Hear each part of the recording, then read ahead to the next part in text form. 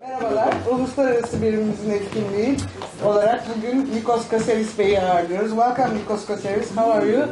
Good.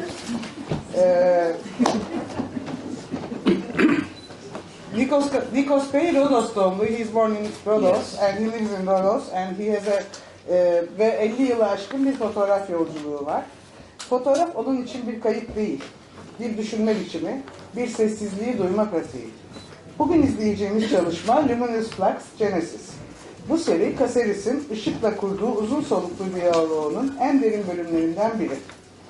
Bu çalışmada ışık araç değil, bir karakter, bir anlatıcı, mekanı dönüştüren aktif bir varlık. Genesis yani başlangıç, ilk ışığın anı. Sanatçının fotoğrafta yeni bir kapı açtığı dönem. Sizden ricam sadece bakmamanız. Gözlemlemeniz ışığın yönünde, gölgenin sessizliğinde, boşluğun ritmine, taşın yüzeyine, zamana dikkat etmeniz. Bu fotoğraf aceleye gelmez. Her kare yavaşlamaya davettir. Gösterimin ardından Nikos Bey'le kısa bir söyleşimiz de olacak. Soru ve düşüncelerinizi o zaman paylaşabilirsiniz. Şimdi sizi bu sakin ve derin ışıklı yolculuğa davet ediyorum. Görüşürüz.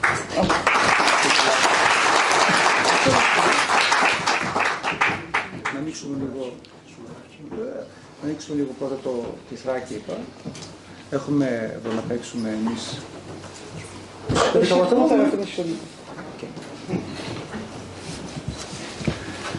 Αυτές είναι εκτός που το γράφεις από τυθράκι, αλλά προηγουμένως θα ήθελα λίγο πριν αρχίσουμε να μιλήσω λίγο από τα πράγματα μας. Okay. Şimdi göreceğiniz fotoğraflar Trakya ile alakalı fotoğraflar. Fotoğrafları görmeden önce birkaç kelime etmek isterim diyor size. Να βλέπω λίγο. Evet, bir şey. Και μετά θα το δούμε. Evet. Αγαπητοί φίλοι της ΙΠΣΑΚ, είναι μεγάλη μου χαρά και τιμή που βρίσκομαι σήμερα κοντά σας σε ένα χώρο που έχει υπηρετήσει τη φωτογραφική τέχνη με συνέπεια, ήθος και ανοιχτό πνεύμα για περισσότερες φορές από 6 δεκαετίες. Αυτά βρήκα για την ιστορία σας. It's okay? Okay, it is all right. It's okay. O zaman böyle kaldır, sıkıntı yok. O zaman biraz çeker. Πολύ ωραία. Βέβαια νιώθω λίγο αμήχανα, γιατί δεν σας κρύβω ότι συνήθισα πάντα να φωτογραφίζω και όχι να μιλάω και πολύ περισσότερο να μιλάω για τη δουλειά μου. Αλλά νιώθω πραγματικά μεγάλη χαρά και τιμή που βρίσκομαι σήμερα κοντά σας σε ένα χώρο, από ό,τι τουλάχιστον έχω διαβάσει, που έχει υπηρετήσει τη φωτογραφική τέχνη με συνέπεια, ήθος και ανοιχτό πνεύμα για περισσότερο από 6 δεκαετίες. Σας ευχαριστώ θερμά για την πρόσκληση και για τη φιλοξενία βέβαια. İhsan'ın değerli dostları, bugün burada olmak benim için büyük bir mutluluk ve onurdur. 60 yılı aşkın süredir fotoğraf sanatına özveriyle hizmet eden bu köprü kurumun daveti ve misafirperverliği için işlerine teşekkür ederim. Tüm hayatım boyunca hep sahada olduğum için şu an böyle biraz hazırlıksız gibi hissediyorum kendimi. Çünkü fotoğraf makinesi elimde yok ve oturarak konuşuyorum. Hep fotoğraf makinesiyle alışığım. Bu yapacağımız sunum yalnızca bir fotoğraf çalışmasının tanıtımı değil, aynı zamanda sınırların, dillerin ve tarihin ötesine uzanan ortak bir kavram etrafında buluşmanın çabasıdır. Η παρουσίασή μου εδώ δεν είναι μια απλή παρουσίαση έργου, είναι μια συνάντηση γύρω από το φως. Αυτό που μας αγγίζει όλους, πέρα από σύνορα, γλώσσες και ιστορίες. Το Ωραίον Φως είναι μια προσωπική διαδρομή που ξεκίνησε το 2015, τη χρονιά που ο ΟΗΕ και η UNESCO όρισαν ως έτος φωτός, αλλά συγχρόνως ζούσαμε σε ένα κόσμο που άλλαξε με εντάσεις, κρίσεις, μετακινήσεις ανθρώπων, περιβαλλοντολογικές πληγές, φόβος αλλά και ελπίδα. Και για μένα ήταν μια πρόκληση αυτό. Στις 5 Ιανουαρίου ο ΙΕ και η UNESCO να ονομάζουν το έτος 2015 έτος φωτός Αλλά σε 3 μέρες ξεκίνησε η τρομοκρατική επίθεση στη Γαλλία, στο Σαρλί Χεμπόαν γνωρίζετε, όλοι το γνωρίσαμε και το ζήσαμε, και στη συνέχεια πάρα πολλά γεγονότα τα οποία ξεκίνησαν, αν θέλετε, με την μετανάστευση και με τη Λαμπεντούζα, και εμείς στην Ελλάδα που επίσης είμαστε μέσα σε αυτόν τον κόσμο και ζούμε, τα μεγάλα μας προβλήματα ξεκίνησαν πραγματικά και ήταν και τότε το 2015. Αν θα μείνουμε στην ΕΟΚ, αν θα βγούμε από την ΕΟΚ, όλα αυτά τα θέματα. Reon Fos dediğimiz, yani akışkan ışık adını verdiğim çalışma 2015 yılında Birleşmiş Milletler ve UNESCO'nun Uluslararası Işık Yılı ilan ettiği dönemde doğmaya başladı. O yıl dünyada büyük bir değişimden geçiyordu. İşte bazı krizler, darbeler, göçler, çevresel yaralar, korku ve umudun iç içe getirdiği bir dönemdi. Bu nedenle 2015'in 13 Dolunay ayının fotoğraflarını fotoğraflamayı seçtim. Çünkü böylesi yıllar çoğu zaman insanlığın hafızasına derin izler bırakan olaylarla alınır. Aradan 10 yıl geçti ve yine 13 Dolunaylı bir yılda bu çalışma bambaşka bir anlam kazandı. Bugünün karanlıkları, içinde bir dua ve bir ışık arayışı. Επέλεξα τότε να φωτογραφίσω τα 13 φεγγάρια του 2015, γνωρίζοντας πως τέτοιες χρονιές, δηλαδή χρονιές με 13 φεγγάρια, συχνά συνοδεύονται από γεγονότα βαθιά, τραγικά αν θέλετε, τις περισσότερες φορές. Αυτό δηλαδή το 2001 υπάρχει και ένα χρονολόγιο που θα δείτε στην έκθεση που είστε όλοι προσκεκλημένοι και θα ήθελα να σας δω και εκεί, στις 19 του μήνα στο Σισμανόγλιο. Εκεί λοιπόν το 2001, όπως γνωρίζετε όλοι, είχαμε τους δίδυμους πύργους. Ήταν μια χρονιά με 13 φεγγάρια. Και στη συνέχεια το 2007 με την οικονομική κρίση σε όλο τον κόσμο κλπ.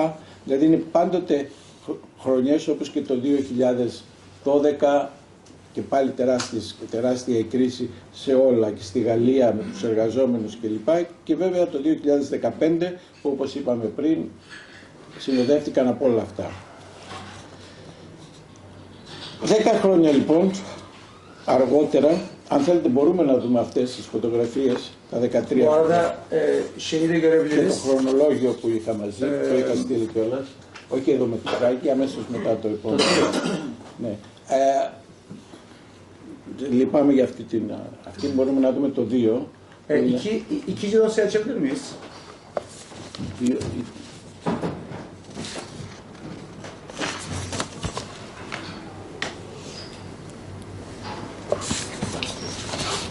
Αυτό. Μητράκι όχι, ακόμα το άλλο. Üçü açalım. Το 4 θες Ναι. Συγγνώμη για την... Özür dilerim diyor bu karışıklık için. Yok 4. 4. Yok 4. O değil. Evet o.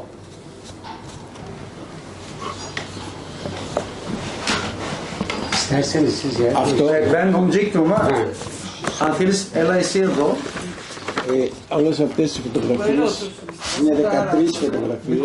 bütün bu fotoğraflar söylediğim gibi 13 Dolunay. Αυτή είναι η φωτογραφία τον Γενάρη, Bu Ocak ayının fotoğrafı.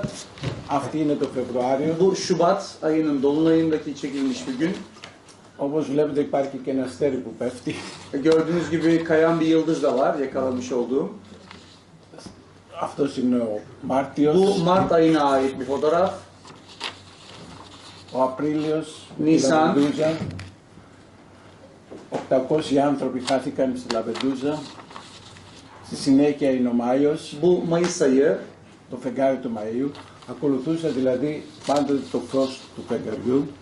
Her zaman diyor Bunlar ayın bana ışığını plastik. takip ediyorum fotoğraflarımda. Μια λεπτομέρεια όπως ήταν πριν, στο ίδιο, όλα γίνονται στον ίδιο χώρο.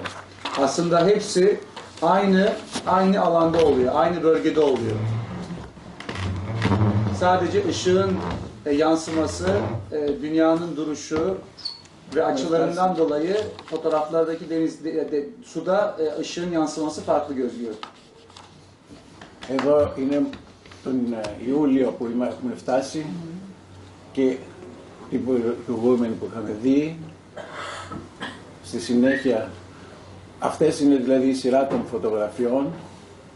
Sıralarla devam ediyor. Ağustos, bu Eylül ayı. Βλέπετε πώς μεταβάλλεται ας πούμε, το φως, όπως αντανακλάται πάνω Işık nasıl yansıma gösteriyor fotoğraflarda. Εδώ είναι ο Νοέμβριος Kasım ayı, και εδώ είναι ο Δεκέμβριος. bu da Aralık ayı. Αυτά αποτελούν το ωραίο φως, έχει ονομαστεί τότε που ξεκίνησε, αλλά αυτό η όλη ενότητα λέγεται η θέαση του άδειου, η χρονιά με τα 13 φεγγάρια. Bütün bu konsept konuşmamda bahsetmiş olduğum gibi 13 dolunaylı bir yılı belirtiyor. Αν είχαμε λίγο φως, θα Biraz ışık μπορούσαμε alabilirsek okumasını να yapsın. συνεχίσουμε μετά. Όπως είπα λοιπόν, επέλεξα τότε να φωτογραφίσω τα 13 φεγγάρια του 2015, γνωρίζοντας αυτά τα θέματα ότι τέτοιες χρονιές συχνά συνοδεύονται από γεγονότα. Το ρέον φως είναι μια προσπάθεια να διασώσω όχι μόνο εικόνες αλλά και συναισθήματα. Το σκοτάδι που περιμένει, τις αντανακλάσεις που επιμένουν, την απαλή κίνηση του φωτός πάνω σε ένα τόπο που κουβαλάω μέσα μου, η Ρόδος, τα Δωδεκάνησα, το Αιγαίο, οι άνθρωποι, η φύση, όλα αυτά γίνονται μια ενιαία ροή, ένας χώρος μνήμης αλλά και προσδοκίας. Το έργο αυτό αποκτά νόημα μια εσωτερική 10 χρόνια πλέον μετά. Έρχεται μετά τις παρουσιάσεις που έκανα στη Ρόδο, στα Θεοτόκια και τώρα εδώ σε εσάς και σε λίγο στο Σισμανόγλιο, να αποκτά άλλο νόημα, να αποκτά μια εσωτερική, να είναι σαν μια εσωτερική προσευχή δική μου, την οποία θέλω να κάνω πιο οικουμενική με όλους εσάς, μια κατάθεση για όσα ζούμε σήμερα, με την ευχή το 2025 να κλείσει ως μια χρονιά πραγματικού φωτός και να είναι δηλαδή να σταματήσουν οι πόλεμοι, να υπάρχει η ειρήνη και βέβαια η χρονιά αυτή, που και αυτή η χρονιά έχει ακριβώς 13 φεγγάρια, το τελευταίο φεγγάρι μάλιστα είναι στις 31 Δεκεμβρίου, προσδοκούμε σαν θαύμα, προσδοκώ και όλοι σαν παράκληση, να αλλάξουν όλα αυτά και να γίνει η ειρήνη, να έρθει, να λυθούν τα προβλήματα που βλέπουμε ότι δυστυχώς αυξάνονται συνεχώς και πρωτίστως είναι για το περιβάλλον. Το περιβάλλον, την κλιματική αλλαγή που κανείς μας δεν δίνει όσο πρέπει προσοχή και ακόμα και αυτό που ξεκίνησε το 2018 με την υπογραφή στο Παρίσι για την κλιματική αλλαγή που έγινε, σήμερα βλέπουμε ότι αυτό δεν τηρείται από τις περισσότερες χώρες και ιδιαίτερα από τις μεγάλες που αυτές προκαλούν και το μεγαλύτερο πρόβλημα. İlk oyda durmak zor. Toparlamam da zor oluyor. Tabii çok uzun bir konuşma oldu ama şöyle 2001, 2007, 2015 yılları hep 13 dolunaylı yıllar oldu ve bu yıllarda hep böyle kaotik, işte 2001 yılında İkiz Kuleler, işte 2007'de Yunanistan'daki bazı krizler, 2015'te Fransa'da olan bazı krizler gibi hep böyle krizli ve sansasyonel yıllar oldu. Ve ne yazık ki bu sene de 2025 yılı da 13 dolunaylı bir yıl ama kendisi bu yılın barış çerçevesi içerisinde doğanın zarar görmeden, ekolojik dengenin bozulmadan umarım bir yıl olmasını diliyor. 31 Aralık son dolunayın görüleceği gün olacak. Bu senenin ve 13. dolunay olacak. O yüzden de kendisi de işte 2025'in gerçek anlamıyla bir ışık yılı olarak tanımlanmasını diliyor. Kendi yaptığı sanat ve resim sergisi üzerinden akışkan ışık akışkan ışığın, Reon Fos'un yalnızca görüntülerle değil, duyguların akışı,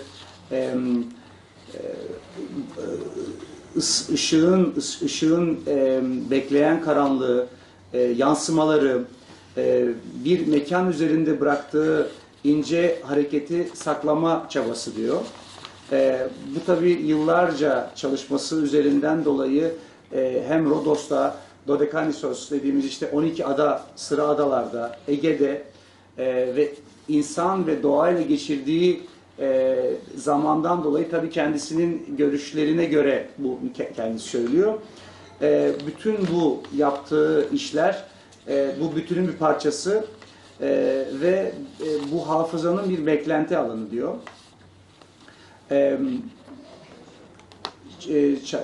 Çarşamba günü Tetart ne yine yektesimas.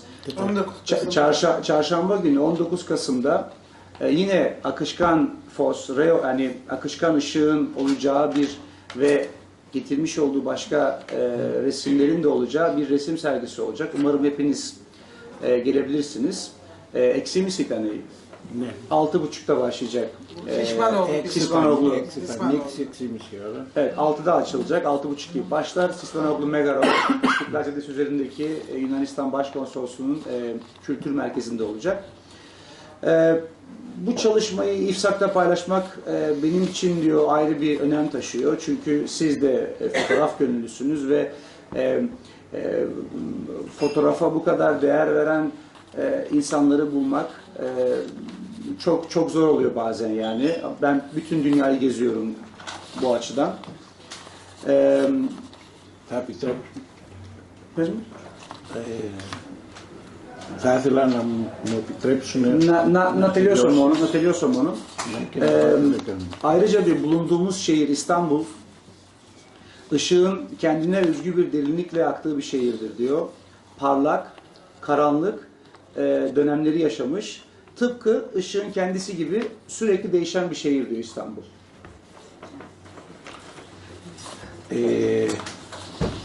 Πριν αυτό που κάνω πλέον εδώ, από το 2020, και αυτό χρονιά με τα 13 φεγγάρια, ήταν η περίοδος ακριβώς που ξεκίνησε η πανδημία. Για μένα ήταν επίσης η πρόκληση μου για να συνεχίσω να φωτογραφίσω το κομμάτι που λέω Ρέον Φως Γέννησης, το οποίο θα δείτε είναι το μεγαλύτερο εμπλουτισμένο δηλαδή πλέον το Ρέον Φως μετά από τη θέαση του Άδειου η χρονιά με τα 13 φεγγάρια. Προχώρησα πάντα στο περιβάλλον δουλεύοντας όλα αυτά τα χρόνια και εκεί πλέον μέχρι σήμερα, και δεν νομίζω να αλλάξω, ασχολούμαι με αυτό που θα δείτε σε φωτογραφίες, γιατί είναι λιγάκι δύσκολο να σας το περιγράψω. Ένας χώρος που απέκτησε μια μεγάλη βιοποικιλότητα. Να ανοίξουν τη Θράκη τώρα.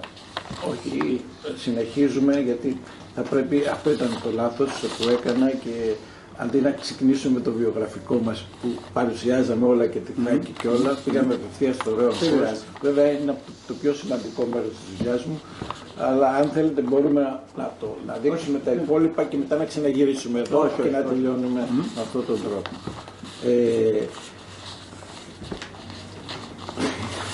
Νομίζω πως μπορούμε τότε να συνεχίσουμε απευθείας με τα βίντεο, μετά από αυτά που είπα, αν θέλεις, για το...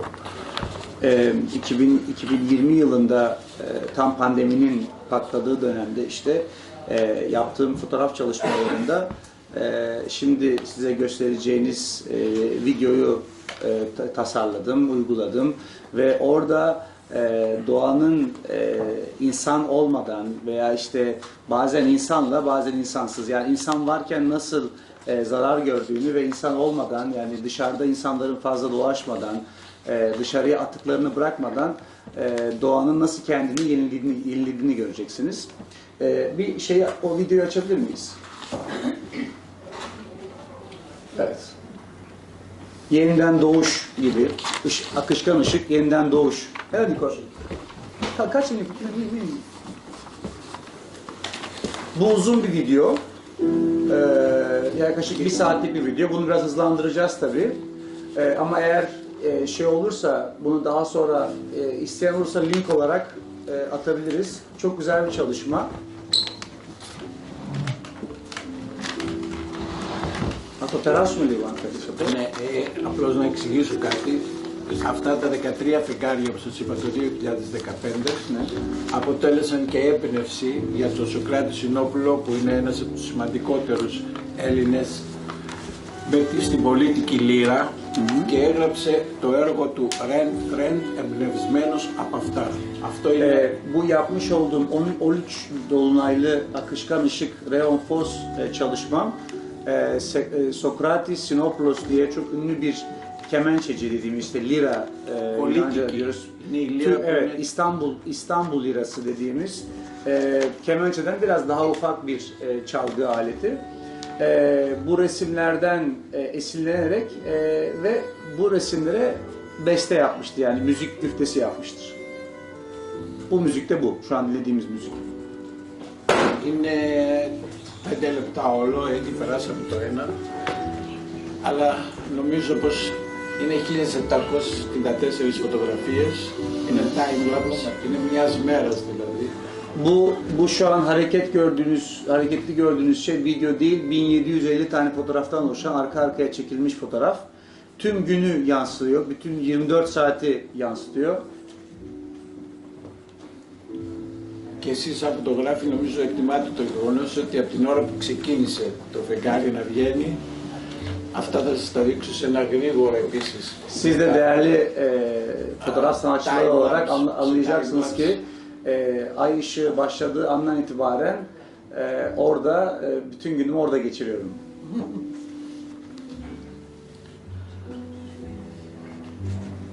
Είναι η επεξεργασία αυτών των φωτογραφιών που μετατρέπονται σε βίντεο. Fotoğrafların tabii işlenmiş ve sıralanmış hali, aslında fotoğraflar ayrı ayrı onlar birleştiriliyor daha sonra. Βεβαίως στο τέλος θα δεχόμουν με πολύ χαρά ερωτήσεις για το κάθε τι από αυτά που θα δείτε. Sonrasında istediğiniz kadar soru ve önerilerinize veya aklınıza bir şey varsa hepsini cevaplamak için hazırım. Και αυτό υπάρχει στο YouTube, μπορείτε να το δείτε, Rent Thread λέγεται. Πώς λέγεται? Rent Thread. Red Thread. YouTube'da da bunu bulabilirsiniz. Red Thread olarak bu videoyu, ama dediğim gibi eğer isteyen olursa ben buraya link şeyini bıraktım. Alabilirsiniz de. Αν δεν έχετε υπομονή 2-3 λεπτά μπορούμε να το προχωρήσουμε. Biraz öne alabilir miyiz Çetin Bey? Bir 5 dakikaya geçelim. Evet. Zaten bitmek üzere.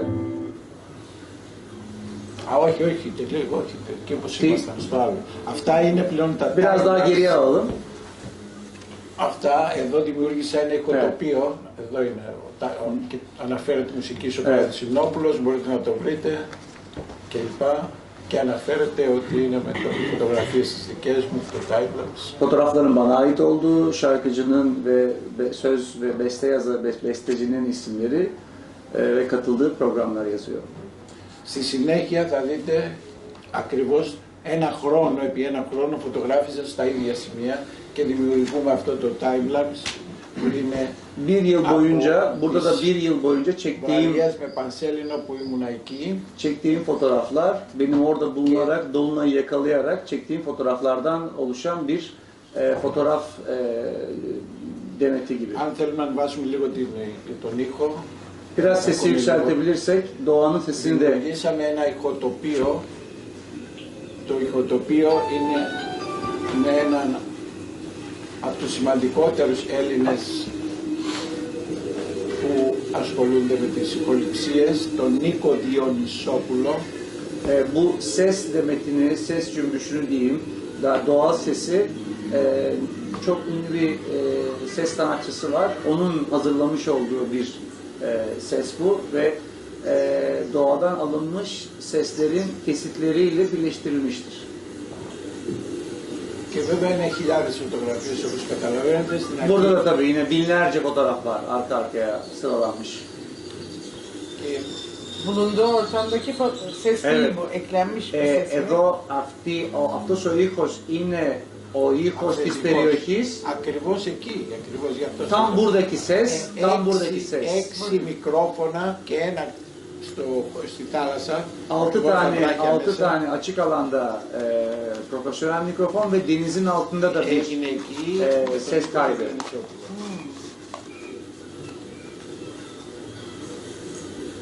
Τρία βράδια με Βασίλειο. 3 gün hiç oradan ayrılmadan bir ses kaydı yapıldı. Βεβαίως τώρα σαν φωτογράφοι που είμαστε, αυτά είναι αν θέλετε η σύγχρονη τεχνολογία που σου δίνει την δυνατότητα να το κάνεις. Δεν θα μπορούσε να Yani γίνει. hepiniz fotoğraf sanatçısı olarak artık hani fotoğraf belki çok şey gelebilir. Yani artık işte sanal bilgisayarlar vesaire bu fotoğrafları yapmaya çok elverişli ama tabii bunda öyle bir şey yok. Bu emekle yapılmış, çekilmiş fotoğraflar.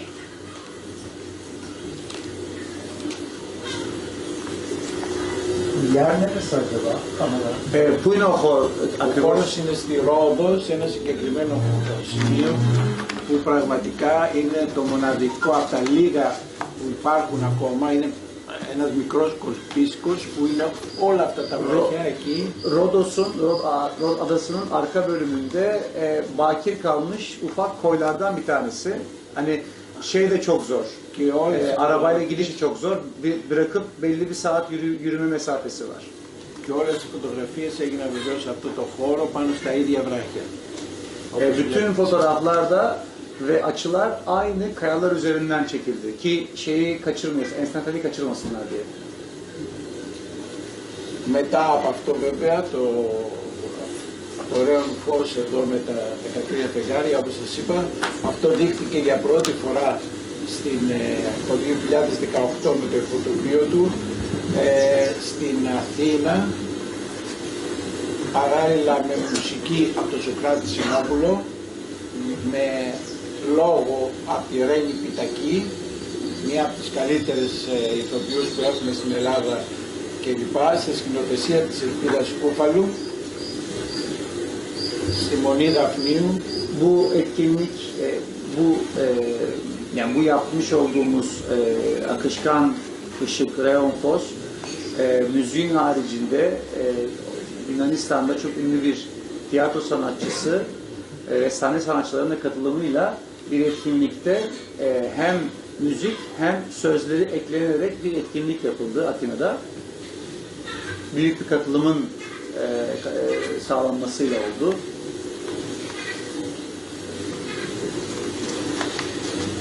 Tamam yok burası.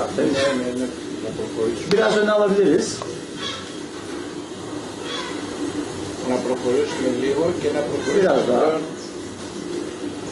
Εδώ βρισκόμαστε στο δεύτερο κομμάτι, το 2020, που άρχισα να φωτογραφίζω στο φράγμα την βιοποικιλότητα η οποία Bu δημιουργήθηκε αυτός είναι ο 2020'de χώρος. bahsetmiş olduğum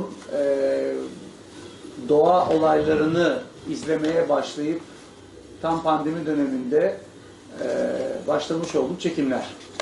που είναι πλέον η γέννηση. Bu artık yeniden doğuş dediğimiz. Και εκεί περνάω όλη μου την φωτογραφικά τη ζωή τα τελευταία 6 χρόνια. Εμείς εδώ δεν πήγαμε εδώ εμείς εδώ. Περάσαμε Ναι. απλώς και σας έδειξα το χώρο. Son 6 yılını Niko burada geçiriyor neredeyse. Kendisini tamamen buraya adadı. Biz 3 sene önce Rodos'a bir ziyaretimiz oldu. Orada yapmış olduğumuz bir fotoğraf yarışmasının sergisini yapmaya gitmiştik. Niko Manginas fotoğraf yarışmasının. Orada bizi işte Emine Hanım, Mugo Bey, Alberto Bey birçok jürimiz de katılmıştı ve orada bizi buraya götürmüştü. Benle Lucky Bey'i Και götürmüştü. εδώ ξεκινάμε πλέον τις φωτογραφίες Siz gitmediniz değil mi Mugo? Yok. και είναι πλέον βίντεο αυτά τα οποία θα προβάλλονται όπως είναι εδώ τώρα στη πρώτη που το βλέπετε. Αυτό θα είναι σαν λούπα που θα παίζει όλη τη διάρκεια της έκθεσης που θα είναι κάτω. Sispan yolunda yapılacak olan sergide fotoğrafların haricinde bu video devamlı oynatılacak. Και εκείνη την ημέρα της προβολής όπως βλέπατε πριν ήταν πολύ γρήγορο όλο, ήταν timelapse.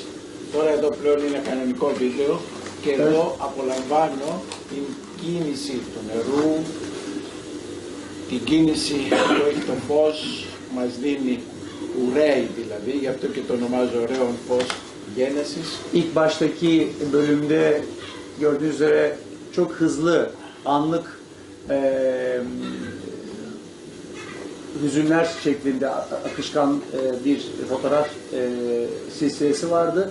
Burada artık videoya geçtik. Burada da amacım suyun akışını, doğanın akışını ve sesini rahatça dinlemek. Επειδή αυτό κρατάει πάρα πολύ, αν θέλετε λίγο πιο... Bu biraz tabii uzun bir şey olduğu için daha hızlı akıtabilirsek eğer veya öne de alabiliriz.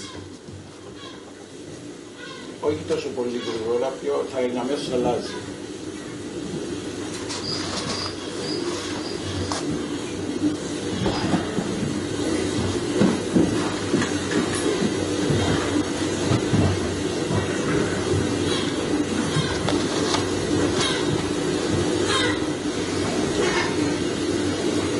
Δεν ξέρω τι συναισθήματα σας δημιουργούν εσάς. Bilmiyorum sizlerde hangi duygular uyandırıyor ama Αλλά για μένα είναι ο χώρος που πραγματικά μετά από τόσα χρόνια επαγγελματικής δουλειάς πλέον σταμάτησε το 2015 οριστικά και αφοσιώθηκα στο περιβάλλον κυριολεκτικά.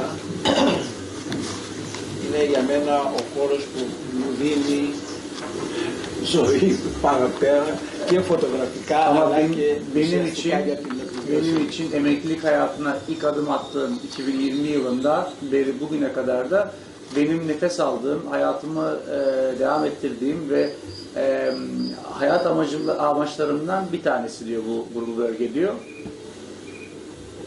Bu bölge nerede? Rodos, burası Rodos. Ama Όλα είναι στη Ρόδο. Her şey Rodos'ta. Burayı da saklıyor böyle ve çok az kişiyi götürüyor, herkesi götürüyor buraya. Kimse öğrenmesin istiyor. Ταξιδεύω Şey yok πάρα πολύ. çünkü şey yok, hiçbir tabela falan vesaire yok yani. Ταξιδεύω πάρα πολύ. Balıkçılar da öyle yapıyor ya hani avladıkları yeri şey yapıyorlar. Λέω και οι ψαράδες λέω δεν λένε που ψαρεύουνε και εσύ λέω Εγώ τα αποκαλύπτω όλα. Γιατί μπροστά μου θεωρώ ότι είστε συνάδελφοι, αγαπητοί φωτογράφοι και πραγματικά θα χαρώ να κάνετε κάτι παρόμοιο. Umarım diyor sizin de böyle bir alanınız olur ve siz de böyle şeyler üretebilirsiniz. Είναι λίγο δύσκολο γιατί πρέπει πραγματικά να ακολουθείς το φως και το φως κάθε φορά αλλάζει κάθε στιγμή. Gerçekten de takip işi bu, yani bu yaptığım iş ve ışığın yansımasını takip etmek gerçekten zor çünkü devamlı değişiklik gösteriyor. Αλλά το χρώμα, το φως, οι φωτογραφίες που θα δείτε περισσότερες είναι μαυρόασπρες, ασπρόμαυρες, Birçok fotoğrafı siyah beyaz yapıyorum. πολύ αφαιρετικές και εκεί μπορούμε να συζητήσουμε ό,τι θέλετε και λοιπά μπροστά και στις φωτογραφίες. Εδώ σε μια ώρα Sis paneluna gelirseniz orada açılıştan sonra fotoğraf başında sergide konuşabiliriz rahat rahat. Fotoğrafları değerlendirebiliriz isterseniz. Αλλά η ψυχή σου που τη μυρίζει πραγματικά και από φως, ένα φως το οποίο δεν ξέρω, τουλάχιστον να μου γεμίζει χαρά και αισιοδοξία για το μέλλον. Και είναι αυτό που δεν θέλω να χάσουμε. Bu fotoğraflarla ben aslında aldığım hayat umudu ve yaşam desteğini aslında sizlere de yansıtmak istiyorum. Bu akışkanlığı aslında yani.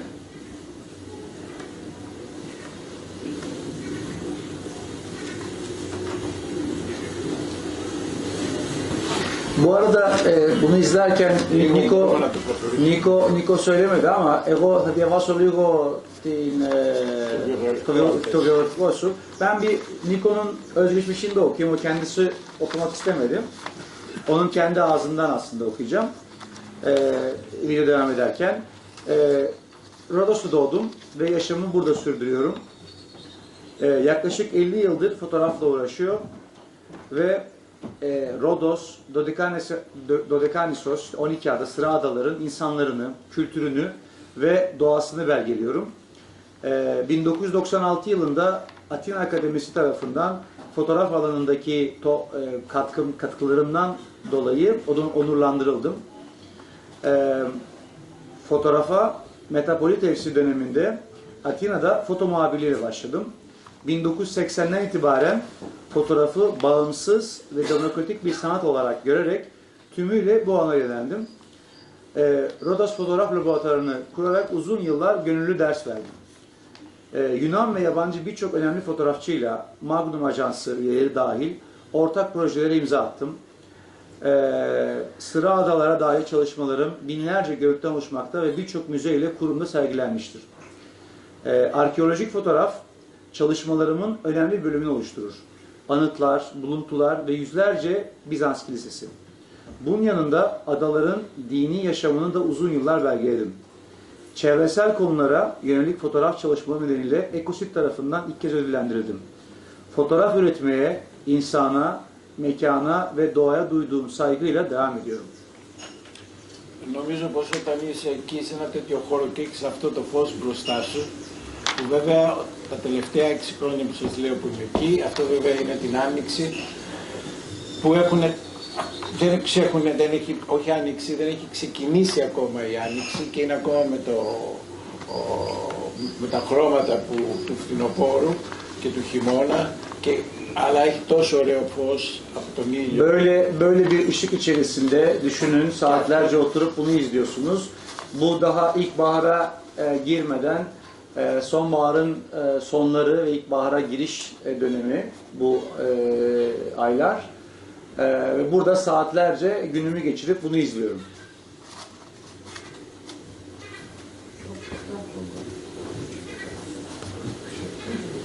Tam λίγο μπροστά.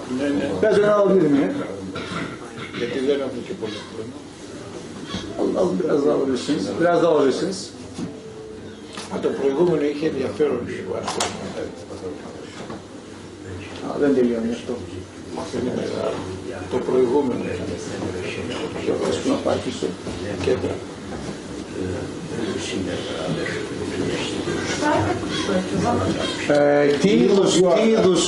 Τι είδους πουλιά είναι αυτά, ξέρεις το είδος τους? Κορμοράνι. Κορμοράνι, κρυπτοτσικνιάδες. Και βέβαια δεν σας κρύβω ότι... Kormoran diyor, ben de bilmiyorum hani şeyini. Και κρυπτοτσικνιάδες. Kriptoçikna diyor ama tabii... Αυτά τα μαύρα πάντως είναι Ναι. οι κορμοράνοι. Είναι τις... Όχι. Ναι. Ήρθαν και δημιουργήθηκε αυτή η βιοποικιλότητα σε αυτό το χώρο, γιατί ακριβώς υπήρχε το νερό που έγινε τα τελευταία χρόνια είναι το πράγμα. Bu su havzası son dönemlerde oluştu. Yani 7-8 yıllık bir geçmişi var bu su havzasının, bu su topluluğunun aslında. Ve su su toplanmaya başladıktan sonra kuşlar göç yolunu herhalde burada artık dinlenmeye geliyorlar. Normalde kuşlar burada yokmuş yani. Daha bu son 7-8 yılda gelmeye başlamış kuşlar. Και βοήθησε το γεγονός ότι υπήρξαν αυτά μέσα, δεν είναι ακριβώς στο κέντρο του φράγματος, το καταλαβαίνετε γιατί και είναι πολύ βαθύ, αλλά είναι εκεί που, όπως είδατε πριν στο πρώτο βιντεάκι, που ήταν με... Bu ağaçlar suyun tam ortasına değil tabi, sona doğru, kıyıya doğru olduğu için o yüzden çok derin olmayan yerlerde kuşlar orada böyle ağaçların üzerinde yuvalar yapıyorlar. Τα ποτάμια και τα ριάκια εκεί ενώνονται που υπήρχαν δέντρα πριν ήταν δάσος εκεί και ακριβώς εκεί Bu bölgelerde nehir ve dereler de birleşiyor bu suyla. μείνανε και όπως είχατε δει και στο βίντεο που ήταν με drones, αυτό λοιπόν φαίνεται κάτω τα δέντρα που έχουν απομείνει γιατί αυτά είναι πάνω από το νερό και αυτά κατεβαίνει μάλιστα η στάθμη τους και δεν σας κρύβω ότι, να βλέπετε εδώ είναι μια άλλη εικόνα που είναι πλήρες αυτό το πράγμα και γι' αυτό είναι, είναι τα τελευταία ψηλά κλαδιά του δέντρου. Το νερό ανεβαίνει καθόλου. Κατεβαίνει πάρα πολύ, ιδιαίτερα μετά τη λειψιδρία και γι' αυτό είναι που κάνω ότι η αγωνία μου δηλαδή είναι ακριβώς σε αυτό το σημείο. Εκεί son dönemde su azalmaya başladığını söylüyor. Tabii kuraklık herhalde baş gösteriyor. Έχουμε μια άντληση, υπεράντληση κάθε χρόνο επιπλέον, διότι ο τουρισμός στη Ρόδο αυξάνεται συνεχώς. Και αυτό σημαίνει ότι χρειάζονται και κτίζονται καινούρια μεγάλα ξενοδοχεία και κάθε χρόνο... Τραβάνε το νερό. Βεβαίως και όχι μόνο το νερό. Σε αυτό το επίπεδο δεν ξέρω αν θα μπορέσει να ξαναφτάσει ποτέ. Rodos belki ziyaret etmişsinizdir. Yunanistan'ın aslında turizm fabrikası. Bütün Yunanistan'ın herhalde turizmin %70'i oradan dönüyor. Ve bu ilgi ve odaktan dolayı yeni oteller açılıyor ve bu yeni oteller tabii su çekmeye başlıyor, havuzlar dolduruluyor. Ve bu yüzden de belki de bir daha bu seviyeye su belki de ulaşamayacak artık. Yani bu benim çekimlerimden sonra çünkü su devamlı azalmaya başlıyor artık.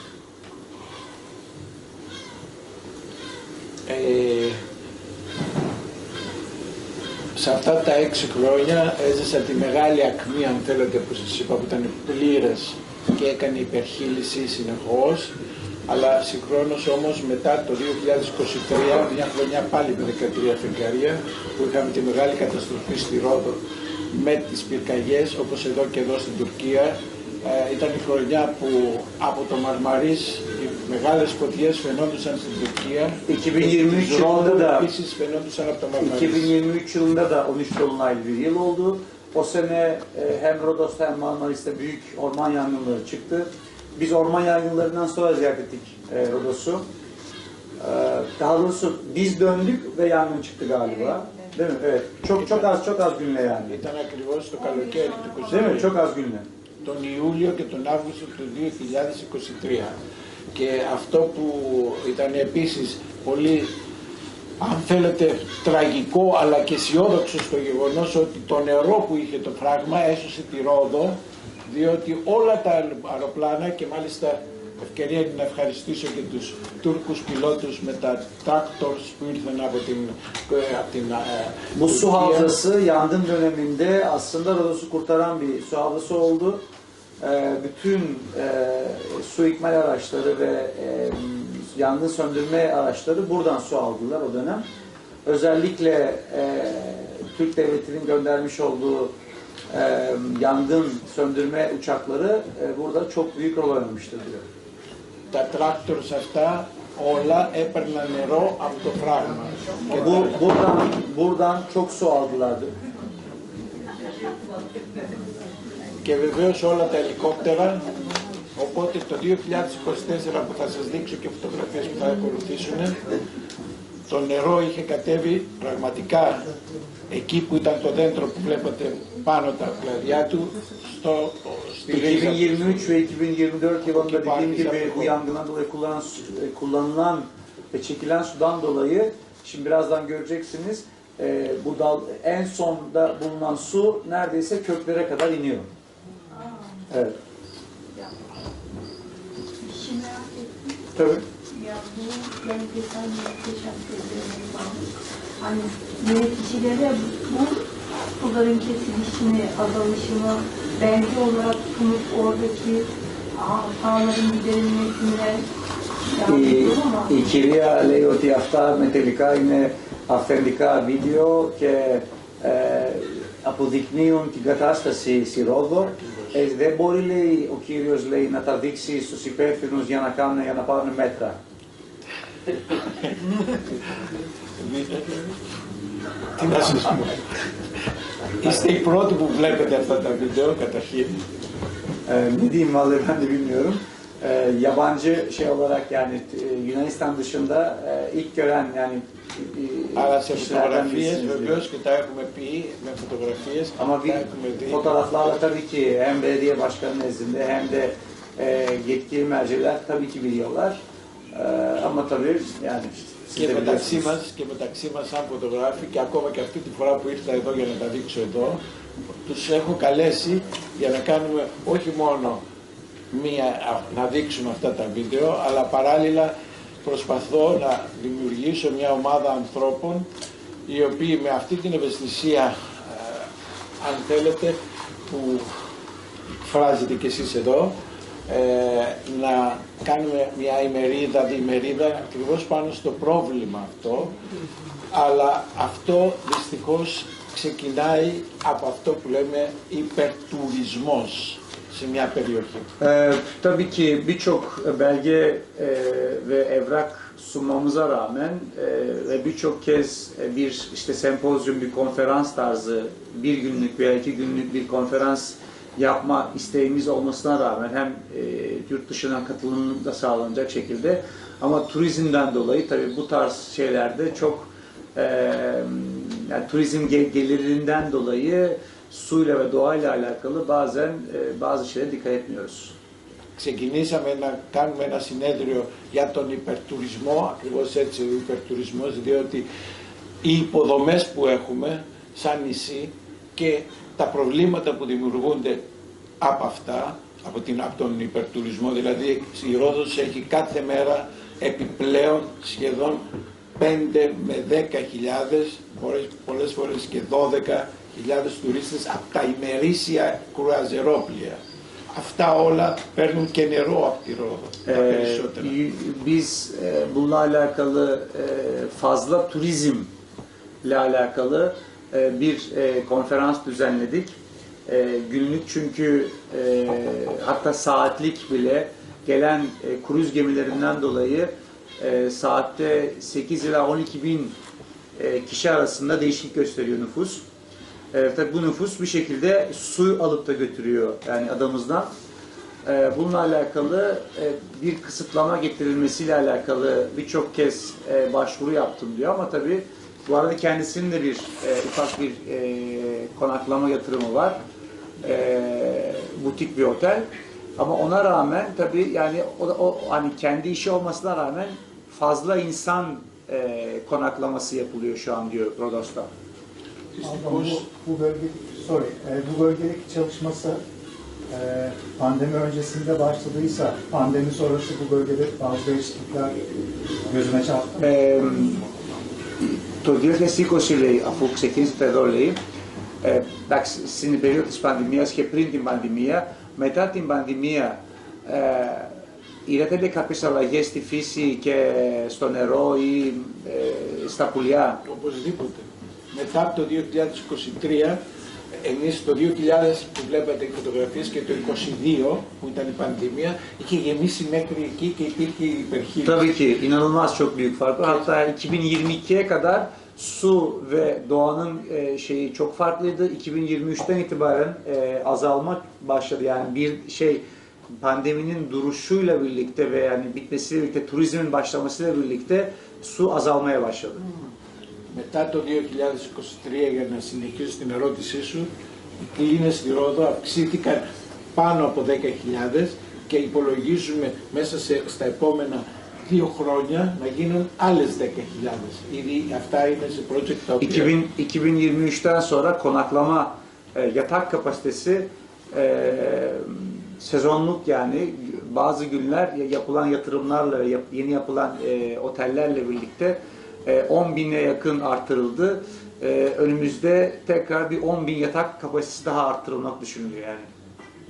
Ne yazık ki bu tabii hep zarar veriyor yani. Ama dediğimiz gibi Rodos Yunanistan'ın turizm fabrikasıdır yani.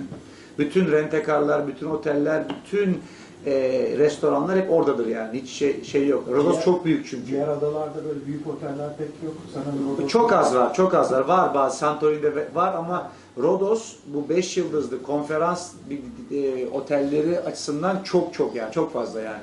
İstanbul gibi düşünün yani neredeyse. Τα προβλήματα ήταν ήδη οξυμένα όλα αυτά τα χρόνια, διότι δυστυχώς ενώ βρισκόμαστε στην ΕΟΚ και είχαν δοθεί πολλές φορές κονδύλια όπως και σε άλλες χώρες, Πορτογαλία, Ισπανία κλπ. Για να γίνουν υποδομές πάνω στον τουρισμό, Εμείς δεν τα αξιοποιήσαμε όπως έπρεπε και βέβαια αυτό σημαίνει δηλαδή ότι υπάρχουν δυσκολίες στους δρόμους, υπάρχουν δυσκολίες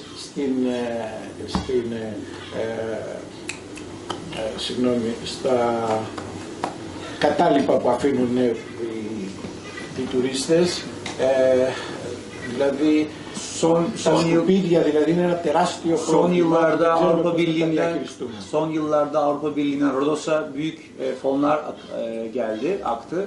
Özellikle düzgün otel yapılması, doğaya uygun binaların yapılması.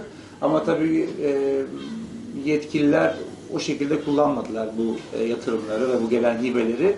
Ve bu gelen insanların bıraktığı çöpler de çok büyük bir problem diyor Rodos'ta.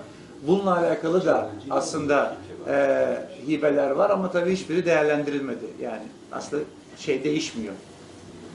Ben şeyi merak ediyorum. Şu sudaki titreşimi ne sağlıyor onu çok merak ediyorum. Αυτή το ρεύμα, να πούμε, επάνω στο νερό,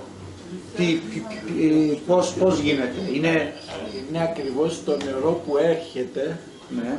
και κινείται και ανάλογα κάθε φορά με τον καιρό, Αυτά τον τα νερά αέρα έρχονται και από ρέματα και από ποτάμια. Βεβαίως, ναι. Bu etrafta Αυτή bulunan είναι η μαγεία που με καθυλώνει εκεί και με etrafta bulunan nehir, derelerin su akıntısıyla geliyor. Zaten beni diyor etkileyen ve beni buradan ayırmayan diyor. Bu akıntının görüşü, doğal akıntının görüşü diyor yani. Και γι' αυτό, Tabii rüzgar var tabii ki. και γι' αυτό ενώ σαν φωτογράφος, δηλαδή παλαιότερα δεν θα μπορούσα ποτέ να κάνω αυτές τις εικόνες, αυτό πλέον έχει κατέβει. Κοιτάξτε πόσο ήταν και που κατέβηκε το νερό. Είναι το 2023 τον Αύγουστο. Bakın 2023'ün Ağustos ayında su ne kadar çekilmiş görüyorsunuz. Bu sular doluydu diyor normalde diyor. Beyaz yerler ne? Το φράγμα εδώ Οι ασπίδες τι είναι οι ασπίδες, είναι είναι τα κάτω μέρος που είναι λίγο, που έχουν λίγο αφρός και λοιπά. Köpük gibi artık bu çünkü sona gidiyor. Su artık bayağı azaldığı için bazı pislikler de var tabii. Dipte kalan bazı köpük. Müsilaj dediğimiz. Άδεια το πάνω μέρος βλέπετε ότι έχουν, εκεί είναι οι φωτογραφίες περισσότερες, στα πάνω που είναι και σε αυτές τις εικόνες. Δυστυχώς, ακόμα και σήμερα μετράμε αριθμούς, πόσες αυξήσεις είχαμε και τι ποσοστά αυξήσεων είχαμε για το κάθε νησί κλπ. Για ποιο πράγμα? Για τον τουρισμό, για τον υπερτουρισμό. Ne yazık ki doğanın yaşam süresiyle değil, turizmin artış sayısıyla ilgileniyor yetkililer ve devamlı onunla böbürleniyorlar diyor Rodos'ta özellikle. Hani bu kadar arttırdık ama halbuki arttırılan turizm sayısı doğaya bir o kadar zarar veriyor. Και αυτή είναι η εικόνα πάλι από εκεί που βλέπατε πάνω στις κορυφές τα πουλιά. Εδώ είναι κάτω πλέον τελείως. Gördüğünüz gibi ağacın tepesindeki kuşlar artık aşağı neredeyse inmişler. Φωτογραφικά μπορεί να έχει ωραίο το φως εκείνη την ώρα που το φωτογράφησα, αλλά πραγματικά είναι τραγικό να βλέπεις όλοι. Fotoğrafçı olarak açı, renk uyumu inanılmaz güzel ama bir doğa sever olarak üzücü bir şey diyor yani şu an bu şekilde görünmesi diyor. Ettikten sonra neyi pazarlayacaklar bakalım. Her yerde aynılar. Burada böyle. Burada daha çok. Gördüğünüz üzere su ne kadar azaldı. Yani 8 metreye geçiyor. Ήμουν προβληματισμένος να σας δείξω αν παρουσίαζα τη δουλειά μου όλη αυτή και θέλω και τη γνώμη σας βέβαια, αν πρέπει να τη δείξω ασπρόμαυρο ή σε χρώμα. Size sormak istediğim bir şey var diyor. Bu videoyu diyor siyah beyaz mı yoksa bu şekilde renkleriyle mi? Hepsi. Renkli siyah beyazlı zaten var 12 ay bir şeyi. Αφού λέει έχεις, ο Αλέξης λέει, αφού έχεις λέει τα το ρεόν φως ασπρόμαυρα, αυτά να μην έτσι λέει. Αυτά είναι σαν impresionistica, σαν ζωγραφιά και Χαίρομαι σαν πραγματικά λίγο που κλασική το λες. μουσική. Yani hem müzik var bence, hem klasik müzik var, hem resim var, hem ışık dersi, fotoğraf gerçekten sanat yapmış. Αλέξη μου, σε ευχαριστώ πάρα πολύ. Να σε καλά. Και η βραδιά πραγματικά είναι έτσι. Η Έτσι, βραδιά αισθάνθηκα από την καρδιά μου. το αισθάνεσαι και το λες, αλλά, Kalbim de hissettim. αλλά είναι ακριβώς Sanat, biraz αυτό. resim yaptığım için zamanında. Είναι ακριβώς αυτό που θέλω, Ήδη τα που θέλω να σας παρουσιάσω και εγώ.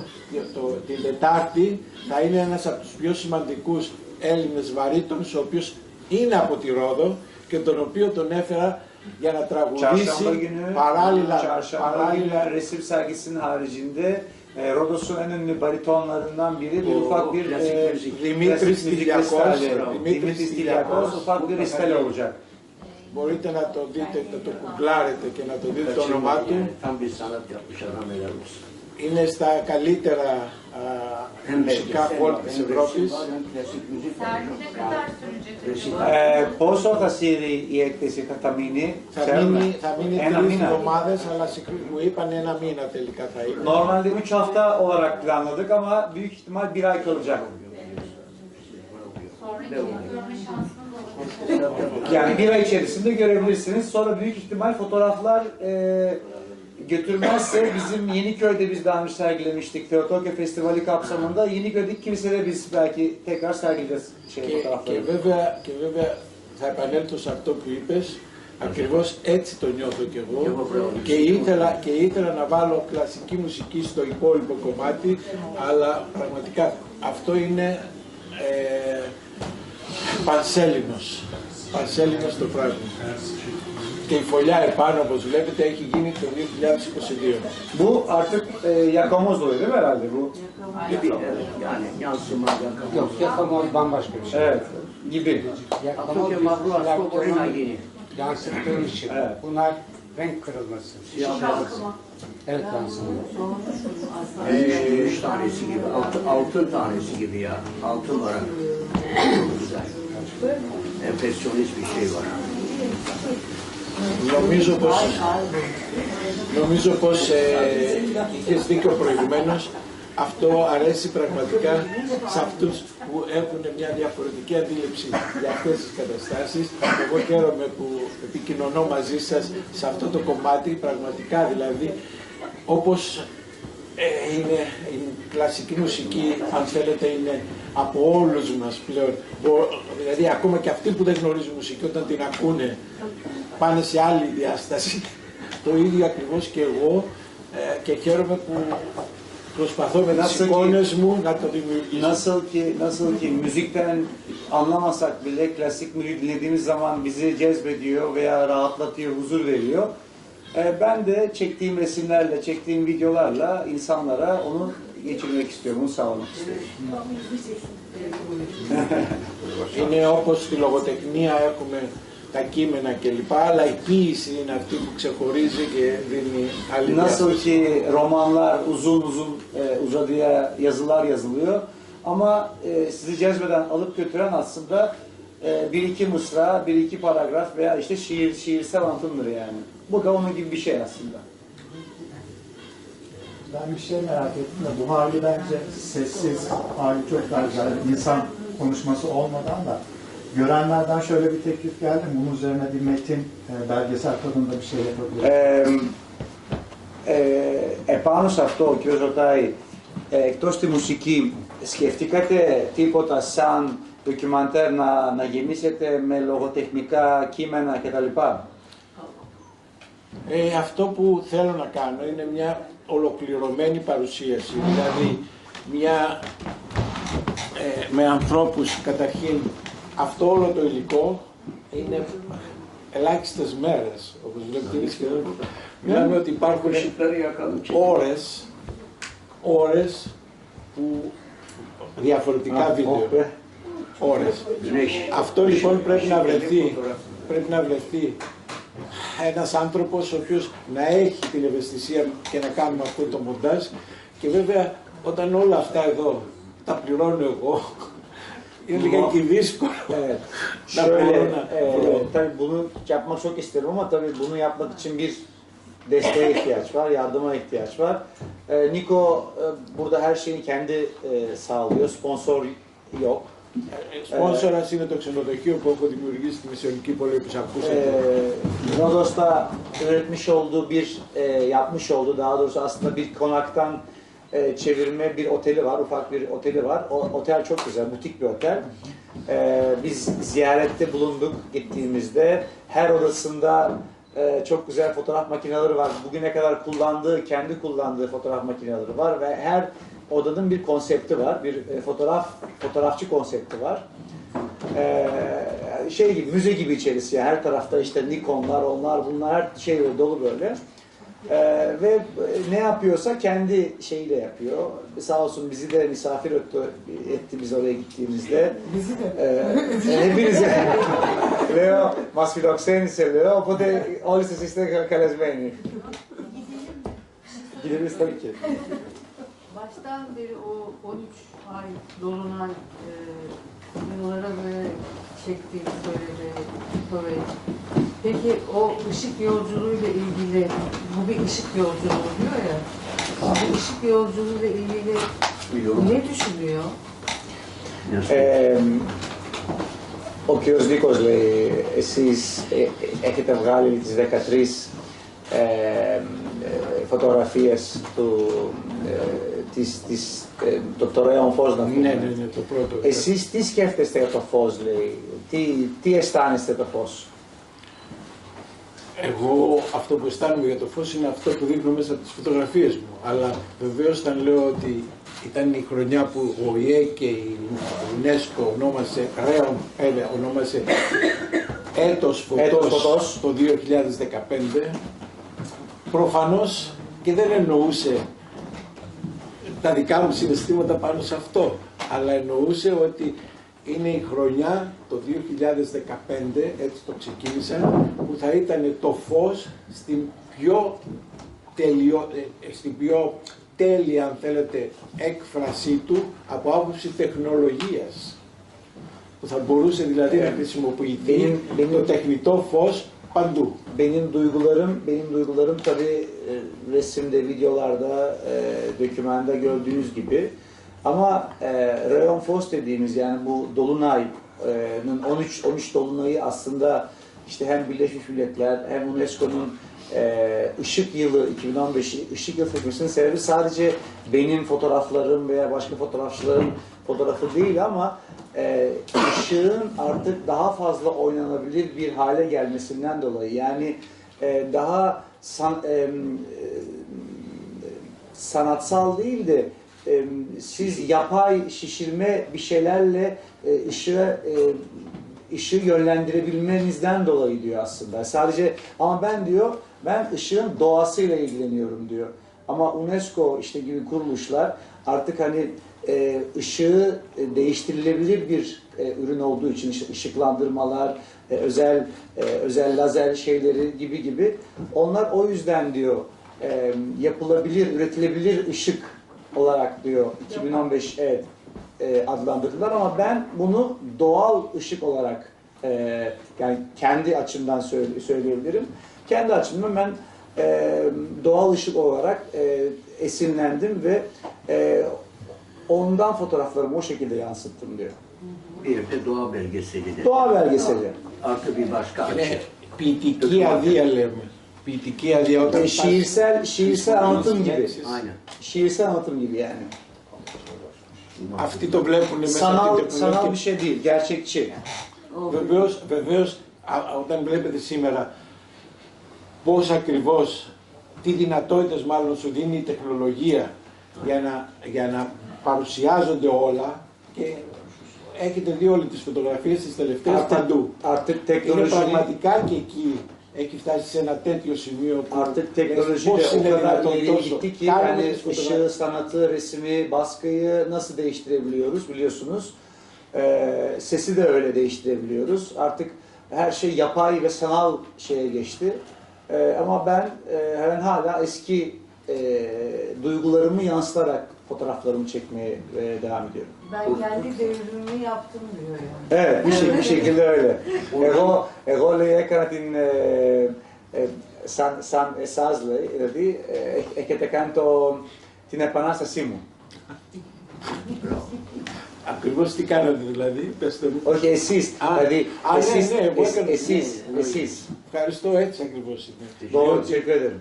Διότι για μένα σουρεαλιστικά, αν θέλει να το δει κανείς, την ίδια στιγμή που πραγματικά υπάρχει αυτό, δηλαδή παλιά για να φωτογραφίσουμε κάτι τόσο καλά έπρεπε να χρησιμοποιήσουμε, να είμαστε εγκέφαλοι, και έχω κάτι φίλους που ήταν καταπληκτικοί φωτογράφοι, στούντιο φωτογράφοι, που είχαν δεκάδες φώτα που χρησιμοποιούσαν για να πιάσουν, να δώσουν κάτι διαφορετικό σε ένα αντικείμενο. Eskiden tabii böyle bir teknoloji yokken bazı fotoğrafları yakalamak için yani 15 tane, 20 tane fotoğraf makinesiyle aynı çekim yapardık bir tane anı yakalamak için.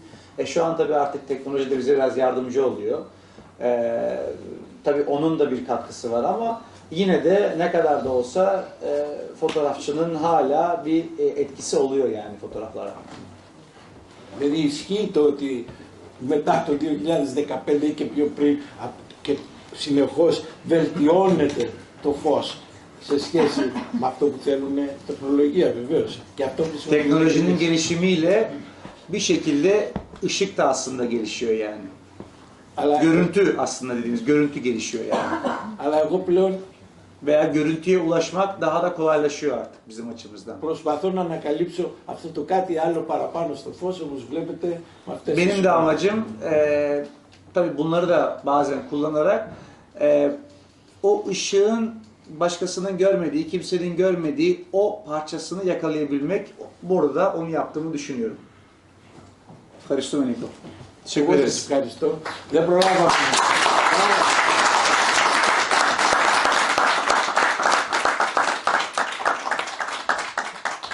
Δεν προλάβαμε να πούμε για τη Θράκη και τα υπόλοιπα. Trakya ve diğer fotoğraflar için çok zamanımız yoktu ama Όταν θα έρθω να μαζέψω την έκθεση, δεν ξέρω αν θα Çarşamba günü hepinizi bekliyor. Orada daha rahat konuşabilirsiniz bazı konuları. Kendisine daha fazla zamanı olacak.